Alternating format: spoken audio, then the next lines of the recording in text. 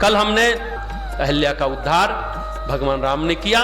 उनके स्पर्श से वो फिर पाषाण से सामान्य मनुष्य की श्रेणी में आ गई। गौतम ऋषि दो कारणों से जाने जाते हैं। एक तो वो भगवान शंकर के अनन्य भक्त थे। भगवान शंकर ने उनको कहा कि गलती तो इंद्र ने की, तुमने अहिल्या को श्राप क्यों दिया? तुम्हारा विवेक कहां चला गया था गौतम?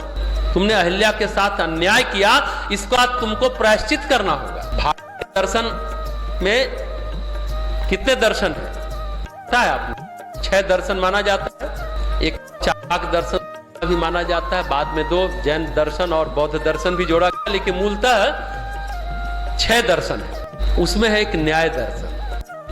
न्याय दर्शन के प्रणेता है गौतम ऋषि। जिन्होंने अपनी पत्नी के साथ अन्याय किया वो न्याय दर्शन के प्रणेता है। कैसे बने? यही भगवान शंकर ने कहा, तुमने अपनी पत्नी अहिल्या के साथ अन्याय किया, इसका तुम प्रायश्चित करो, इसलिए न्याय दर्शन की रचना करो। ये प्रायश्चित है तुम्हारा। जुडिशियरी में, बिहार जुडिशियल एकेडमी में नए बैच को या इनका फ्रेशर कोर्स होता है, ओरिएंटेशन कोर्स होता है डिस्ट्रिक्ट जज सीजीएम सभी लोगों का, तो उसमें जब पढ़ाने जाते हैं तो न्याय दर्शन जब पढ़ाते हैं तो बोलते हैं न्याय दर्शन के प्रणेता वो हैं जो अपनी पत्नी के साथ अन्याय किए थे। तो लोग भी गुड़ बात नहीं जानते तो थोड़ा चकाते हैं कि अच्छा, न्याय दर्शन के ने अपनी पत्नी के साथ अन्याय किया। सारे जजों को जब बताते हैं तो उनको भी लगता है, लेकिन प्रायश्चित किया, प्रायश्चित स्वरूप उन्होंने न्याय दर्शन की रचना की। लेकिन जब उन्होंने श्राप दे दिया तो मिथिला के कुल होने के बावजूद उसके बाद उन्होंने यज्ञ नहीं किया, किसी यज्ञ के आचार्य नहीं बने, कुल गुरु नहीं बने, और यज्ञ करना उन्होंने छोड़ दिया। अहिल्या को श्राप देने के बाद से ही उन्होंने छोड़ दिया। इसलिए राम और सीता के विवाह में उनके पुत्र ने विवाह कराया, विवाह यज्ञ संपन्न कराया। सतानंद वो एक कुल के पुरोहित होने के बावजूद उनके पुत्र ने इस शादी को कराई। अब जनक शब्द हम लोग बोलते हैं, राजा जनक मिथिला के नरेश है, लेकिन सच ये है कि जनक नाम नहीं है, जनक एक पदवी है।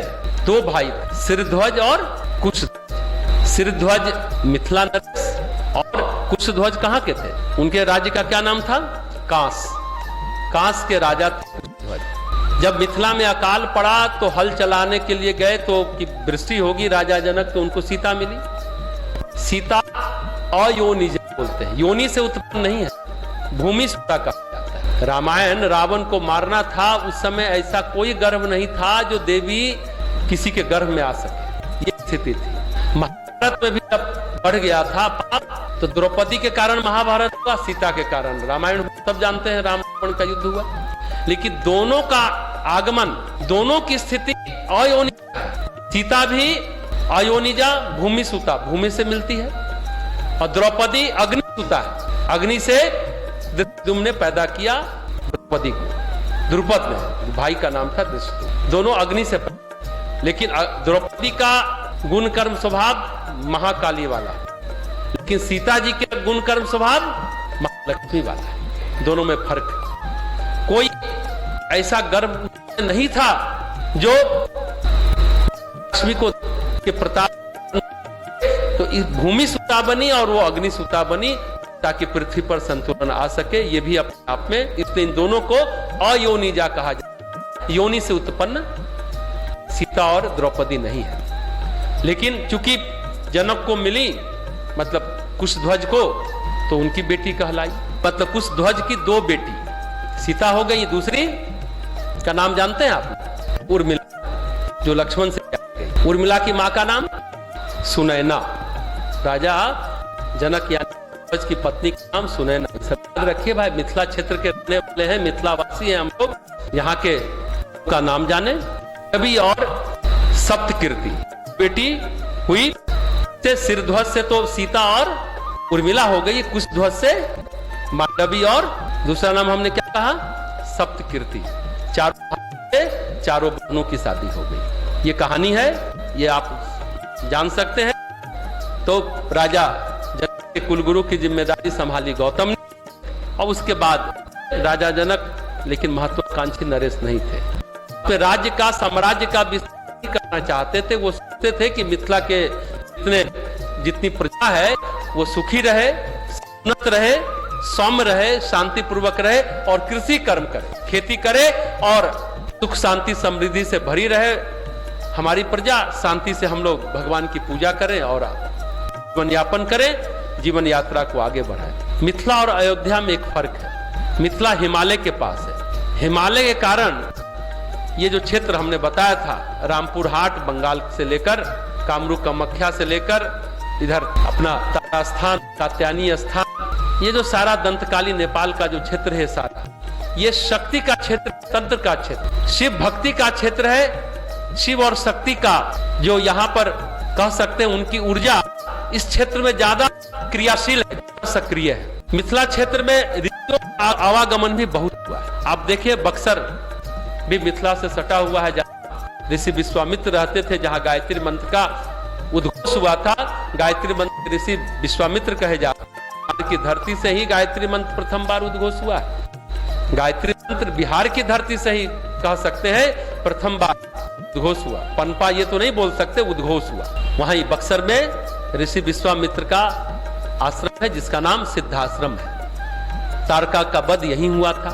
मिथिला के इलाके में याज्ञवल्क्य रहते थे, यज्ञ विज्ञान के आचार्य। यज्ञ से जो सृष्टि बनी, ये पूरी प्रकृति बनी, संसार बना, यज्ञ का विधान जिन्होंने रचा, जिन्होंने खोजा, उस विज्ञान को याज्ञवल्क्य। उनकी भी दो पत्नियां थी, मैत्रेयी और कात्यायनी।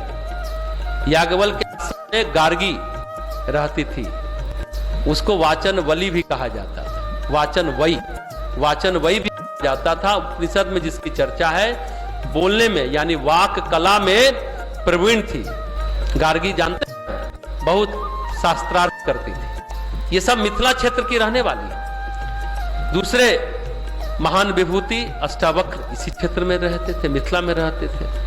अष्टावक्र जनक संवाद ही तो अष्टावक्र गीता के रूप में हम लोग आज भी है। तो मिथिला को विश्वामित्र का, याज्ञवल्क्य का, अष्टावक्र का संसर्ग मिला इस क्षेत्र को। इन सभी गुरुओं के सानिध्य में मिथिला की सभ्यता, संस्कृति पुष्पित पल्लवित विकसित होती गई। याज्ञवल्क्य को यज्ञ के अलावा ज्ञान और योग के आचार्य भी माने थे। ज्ञान के आचार्य भी और योग के आचार्य भी याज्ञवल्क्य ऋषि को माना जाता था। राजा जनक को योगी कहा जाता था और उनके इस योग के आचार्य, ज्ञान के आचार्य, ज्ञान में उनके आचार्य अष्टावक्र थे। 8 जगह से अष्टावक्र का शरीर टेढ़ा था और ऐसे भी वो टेढ़े यानी करक मिजाज के आदमी थे। महाभारत में वो कथा आती है। अष्टावक्र के पिता शास्त्रों ज्ञाता थे, तपस्वी थे। उनका नाम था, अष्टावक्र के पिता का नाम था कहोर ऋषि। कहोर गर्भ में जब अष्टावक्र थे, कहोर ऋषि शास्त्रों की व्याख्या कर रहे थे। एक व्याख्या में उच्चारण गलती हो गई, व्याख्या भी गलती हो गई कहोर ऋषि से। तो गर्भ से ही अष्टावक्र कहते हैं कि ये गलत व्याख्या है। अब इधर उधर देख रहे हैं कि कोई तो है नहीं। कहोर ऋषि की आखिर बोल कौन रहा है, तो ध्यान में आकर ही तो गर्भ से आवाज रही, गर्भ से कोई बोल रहा है। लगा, फिर बोले गर्भ में रहकर पिता को टोका टाकी करता है। अरे मूर्ख, तुझे मैं श्राप देता हूं, तुझे ज्ञान का अभिमान हो गया ना, तू 8 जगह से टेढ़ा हो जा। 8 जगह से ही क्यों बोले कहोर ऋषि ने? क्यों बोले टेढ़ा हो जा? इसलिए कि योग के 8 अष्टांग योग लोग जानते हैं ना, पतंजलि के। अगर वो अष्टांग योग करने के काबिल ही नहीं रहेगा तो योगी बन ही नहीं पाएगा, समाधि ही नहीं पाएगा। ध्यान और समाधि के लिए वो एलिजिबल नहीं रहे, अयोग्य हो गए, योग्य नहीं रह पाए। जानते हैं अष्टावक्र ने गर्भ से क्या कहा? अष्टावक्र हंसे, गर्भ से बोले हो जाने, आकाश टेढ़ा नहीं होता पिताजी, शरीर टेढ़ा हो जाने से ज्ञान विलुप्त नहीं होता। बड़ी बात है। देखिए क्या ये मिथिला क्षेत्र रहा होगा, गर्भ से अष्टावक्र इतने ज्ञान की बातें सुन करके रोआ खड़ा हो जाता है, थर्रा जाता है। आंगन के टेढ़ा होने से आकाश टेढ़ा नहीं हो जाता पिताजी। शरीर के विलुप्त हो जाने से ज्ञान विलुप्त नहीं हो जाता, शरीर के टेढ़ा हो जाने से ज्ञान विलुप्त नहीं होता पिताजी। राजा जनक ने जब उपदेश के लिए बुलाया था, जनक के यहाँ सब ज्ञानी की सभा थी। राजा अष्टावक्र आए, अष्टावक्र को देख के सभी हंस दिए। उन्होंने क्या कहा, मैं तो सोचा था कि मैं ज्ञानियों की सभा में जा